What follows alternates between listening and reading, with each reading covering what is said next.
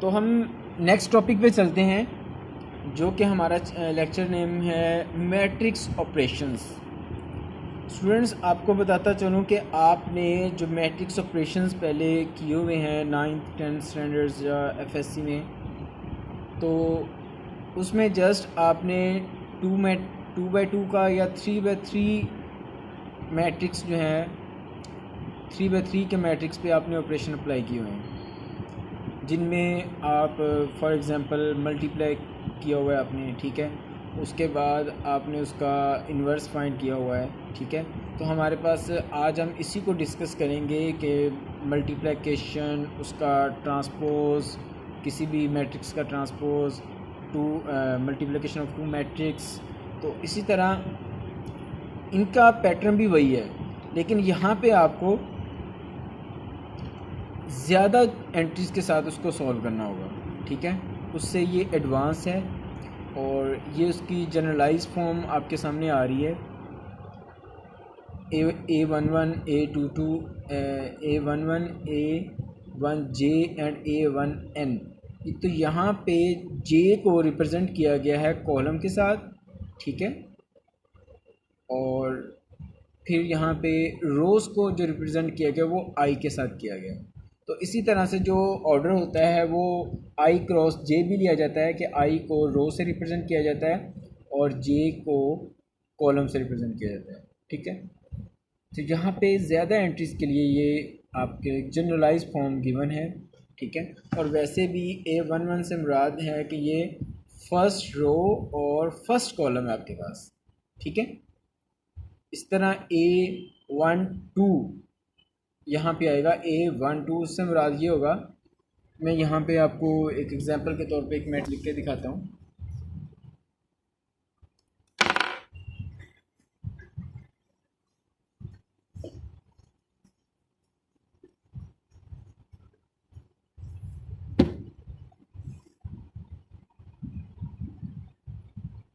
A11, A12, A13 up to A1 J भी लिया जा सकता है और N भी लिया जा सकता है। और बाद में रिप्रेजेंट किया जाता है कि आपने J को यहाँ पे लिख सकते हैं। अगर N लोगे तो आप लिखोगे कि J कहाँ से कहाँ तक है, 1 2 3 अप टू N तक। इसी तरह अगर हम रोज में आए, A11, A21, A31, इसी तरह अप टू चलते जाएंगे AN1। ये फर्स्ट कॉलम है R12 आपके पास, तो इसको यहाँ पे आप I लिखेंगे। आई आपका वेरी कहाँ से कहाँ तक आएगा, 1 2 3 अप टू N, ठीक है। आप उससे नेक्स्ट जैसे मूव करते जाएंगे तो ये आ जाएगा A22 एंड A23, इसी तरह A2N और अप टू अगर हम यहाँ पे आ जाए, ये N लिया है तो इसको हम M लेंगे, IM लेंगे, ठीक है। तो यहाँ पे आपके पास फाइनल क्या आ जाएगा, AN।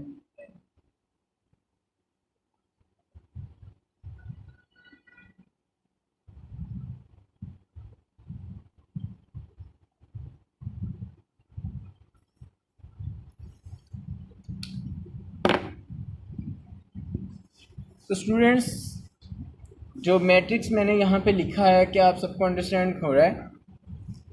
अगर मैट्रिक्स आपने अंडरस्टैंड कर लिया है तो आप काइंडली हैंड रेज कर दें। जी, मोशन को अंडरस्टैंड हो गया है, गुड। तीनों स्टूडेंट्स को क्लियर हो गया। तो स्टूडेंट्स, अब हम इसकी प्रॉपर्टीज़ पे चलते हैं कि डायगोनल मैट्रिक्स, जो कि हमने उसकी टाइप्स में पढ़ा था, डायगोनल मैट्रिक्स क्या होता है, ठीक है।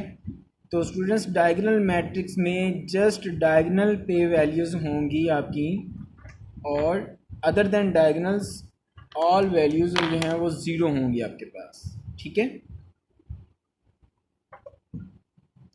लेकिन डायगोनल में ये ज़रूरी नहीं है कि वैल्यूज़ सेम आएँ। डायगोनल में अगर तमाम वैल्यू सेम आ जाती हैं तो वो स्केलर मैट्रिक्स कहलाता है, और अगर डायगोनल में 1 1 1 आ जाता है तो उसको आइडेंटिटी मैट्रिक्स बोलते हैं, राइट। तो ये उसके एग्जांपल्स भी गिवन है यहाँ पे डायगोनल मैट्रिक्स की। और डायगोनल में ऐसा भी हो सकता है कि नंबर्स के अलावा ज़ीरो भी आए, तो एटलीस्ट अगर यहाँ पे 1 की जगह पे भी ज़ीरो होता तब भी इसने डायगोनल ही कहलाना था। जब तक तमाम डायगोनल ज़ीरो नहीं हो जाएगा, डायगोनल एंट्री ज़ीरो नहीं हो जाएंगे, तब तक ये डायगोनल मैट्रिक्स ही कहलाएगा। लेकिन जब तमाम डायगोनल की एंट्रीज जो हैं वो ज़ीरो हो जाएंगी तो तब ये नल मैट्रिक्स कहलाएगा, जिसको ज़ीरो मैट्रिक्स बोलते हैं। वो ये आपका ये नेक्स्ट डेफिनेशन आ गई उसकी। इसी तरह इक्वल मैट्रिक्स हमने डिस्कस किया था कि उसकी टाइप्स में इक्वल मैट्रिक्स क्या होता है कि टू मैट्रिक्स के दरमियान इक्वलेंस होती है, ठीक है। जिस तरह ए और बी में यहाँ पे इक्वलेंस मैट्रिक्स पे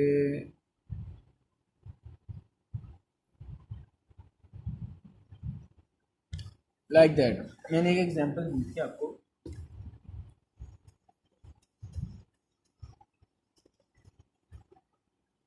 इक्वलेंस मैट्रिक्स, ये आपके पास एक मैट्रिक्स है X Y X plus one X minus two X plus four. तो यहाँ पे आपके पास अभी कोई मैट्रिक्स है 1 2 -1 एंड 5। तो इसका मतलब ये है कि यहाँ पे जो फर्स्ट एंट्री है आपकी फर्स्ट रो की फर्स्ट एंट्री, तो यहाँ पे फर्स्ट रो की फर्स्ट एंट्री ये दोनों इक्वल है, तो यहाँ पे x इज इक्वल 1 कहलाएगा, and second x plus 1 is equal 2, and third x minus 2 is equal -1, and fourth x plus 4 is equal 5। तो ये इक्वलेंस मैट्रिक्स कहलाता है, ठीक है, राइट स्टूडेंट्स।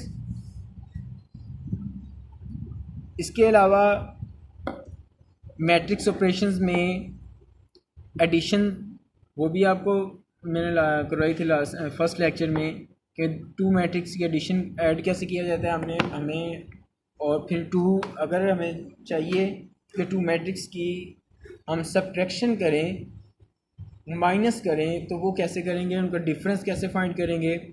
और फिर उसके बाद ये उसकी कुछ प्रॉपर्टीज़ हैं जो कि मैंने आपको बताई थी कि इसमें कम्यूटेटिव प्रॉपर्टी होल्ड करती है, और ये स्केलर मल्टीप्लिकेशन है, स्केलर नंबर से उसको मल्टीप्लाई किया गया है।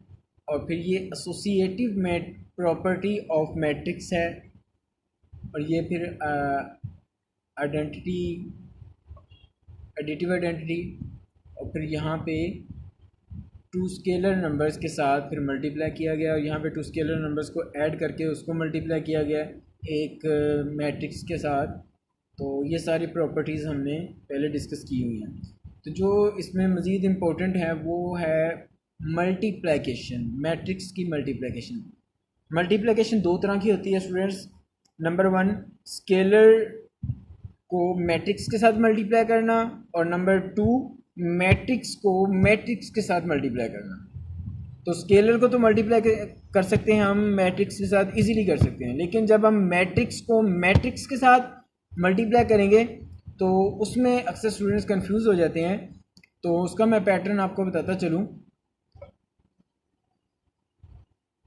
ये देखिए, ये एक मैट्रिक्स है, ये टू मैट्रिक्स हैं, इनको मल्टीप्लाई किया गया है।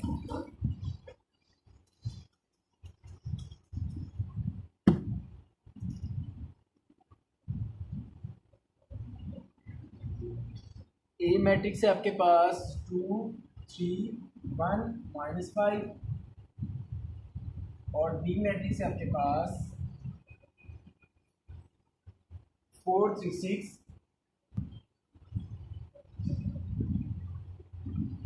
1 -2 3। इनको मल्टीप्लाई करेंगे हम, 2 3 1 -5 4 3 6 1 -2 3।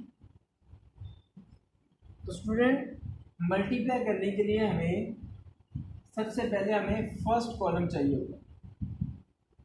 ये एक कॉलम के साथ हम मल्टीप्लाई करेंगे, तो जब एक कॉलम के साथ मल्टीप्लाई करेंगे तो यहाँ भी हमारे पास एक कॉलम ही बनेगा। कैसे? 4 को हमने 2 से मल्टीप्लाई करना है, 1 को 3 से।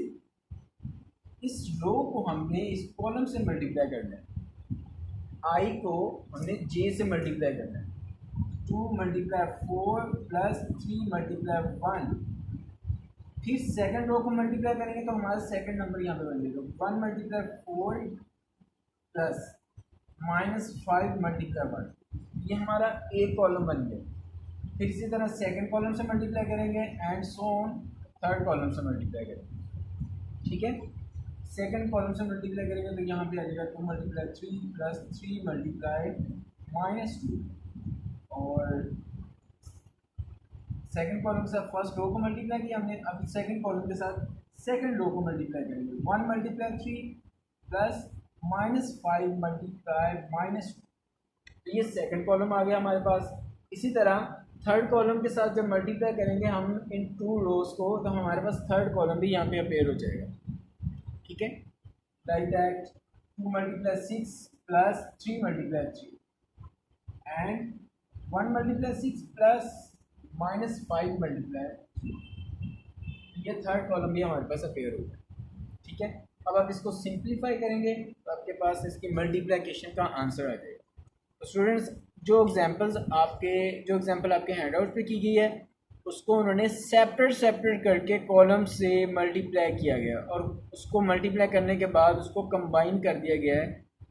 तो आपके पास ये आंसर आ रहा है, तो यहाँ पे भी आपके पास वही आंसर आएगा 2 × 4 + 3 × 1, तो 11 इसका आंसर आ जाएगा 8 + 3। तो यहाँ पे इसका आंसर क्या आ जाएगा 4 - 5 = -9। ठीक है, तो ये मल्टीप्लिकेशन है।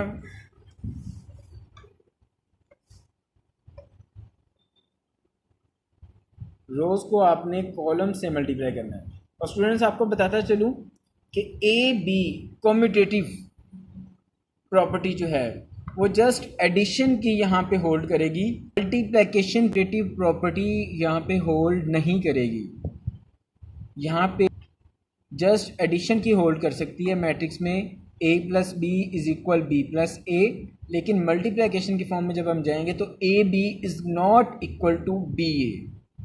Right students, good.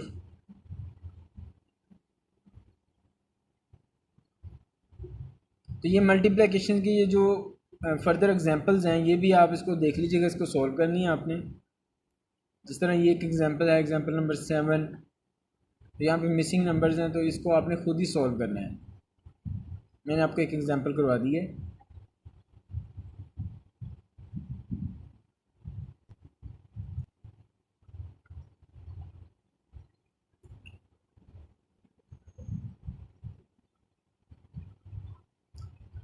तो स्टूडेंट्स यहाँ पे जब आपके पास एंट्रीज आ जाएंगी, जो आंसर होगा आपके पास, यहाँ पे आपको ये बताता चलूँ